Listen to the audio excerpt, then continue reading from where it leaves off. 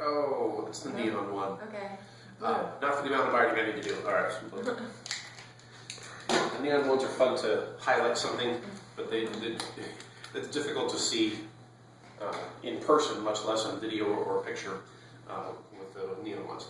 All right, so lesson 42, the derivative of a quotient. Well, first of all, do you know what the product rule is? If we want to find the derivative of something that is a product, let's do an easy one. 1d2, 2d1. Fix my notation here. All right, so if we have this, how are we going to find the derivative? Let's say it again. 1d2, 2d1. Okay, so 1d2 plus 2d1. Did I do that right? Yeah. Yeah. Okay. And so we can simplify it from there. So the catchphrase is 1d2 plus 2d1. So that's the product rule. Today we're learning the quotient rule. Not very exciting. And the quotient rule is low d high plus high d low over. Here, I'll write out the words first. Over the square of what's below. So the nice thing about little catchphrases like this is to kind of make them have a little bit of a rhythm to it and to make them rhyme, which is just great. So low d high plus high d low over the square of what's below. What does that look like? If we're looking for the derivative of a quotient, that looks like this. It's low, oof, what letter is that? Low d high plus high d low, that's a v, over the square of what's below. So this is what you're going to want on your formula sheet, probably next to wherever you have the product rule. So a couple examples.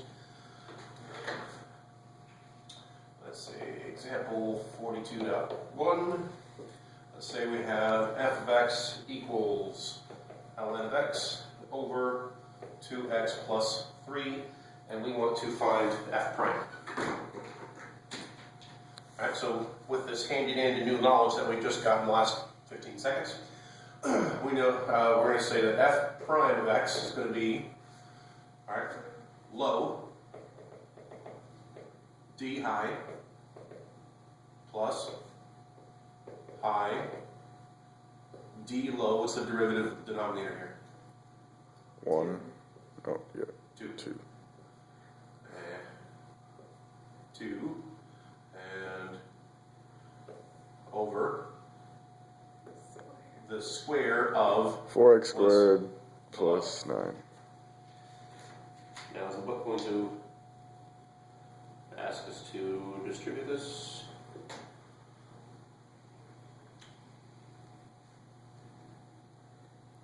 Rearrange the result on top. Rearrange result both on top and bottom by x. Oh, because of this. So we don't have a fraction within a fraction. It's simplified it by doing that. Which is going to give us this plus x, and then there's a 2 here. Just move this in front to make it easier to read. Did I lose anyone so far? Because we've got, here, how about I do this? This is there. Should we use the orange for this?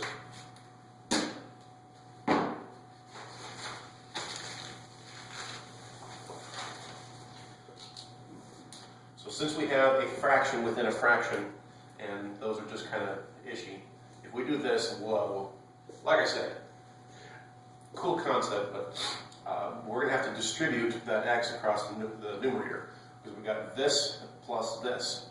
So when we distribute the x to here, it's going to cancel that one. So we're going to have just the 2x plus 3 for the first part, plus x times 2 times ln of x looks easier to deal with if we have 2x, ln of x in that order.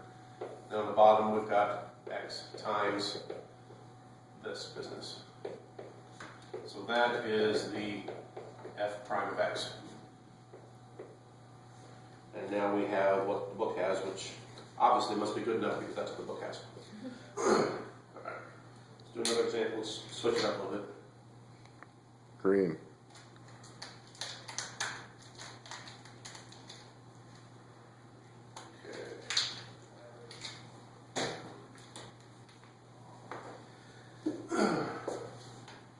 And in good form, the book is throwing some different notation at us.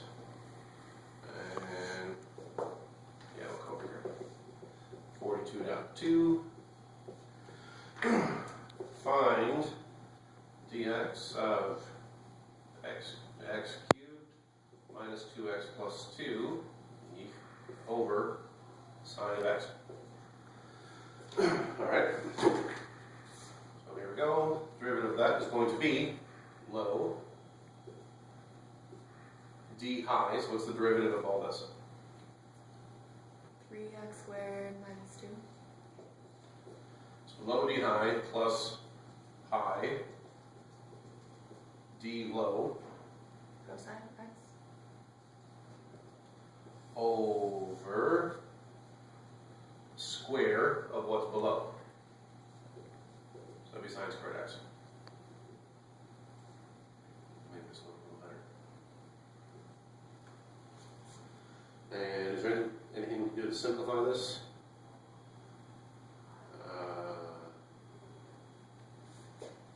Not conveniently. Let's leave it there. Okay, good. Yeah, that's all right. No. Red. Okay.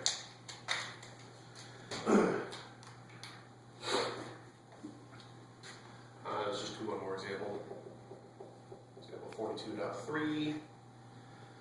If we have y equals cosine x over e to the x plus x. Alright, so dy dx would be low d high Negative sin x. plus high d low. Ex plus. Oh, I messed up already. This should be just low.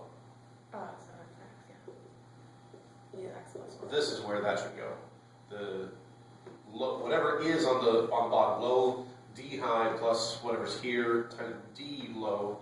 There we go. Over the square of what's below. And really about the only thing, let's see, what could we do to simplify this? Probably nothing. We could move the negative out to the front of that term, but that is pretty trivial. So why don't we just leave it there? So yeah, derivative of the quotient, this would be the quotient rule, low d high plus high d low over the square of what's below.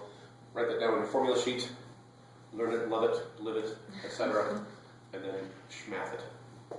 There we go.